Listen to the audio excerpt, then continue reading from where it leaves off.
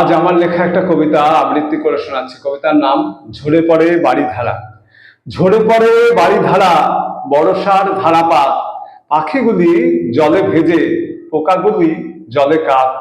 ভোর হলো, কালো মেঘ ছেয়ে আছে বনতল, জলধারা অবিরাম বয়ে চলে কলকল।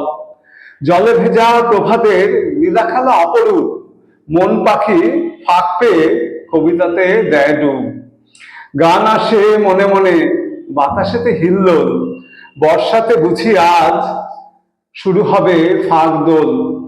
সঙ্গীত মুখরিত জলে ভেজা হৃদতল, প্রকৃতিটা কত জানে, লীলা খেলা কত ছল। বনে বনে পাখি গায় দূর লোকে সঙ্গীত, বন্ধু কোথায় আছে, কোথায় আমার মিত।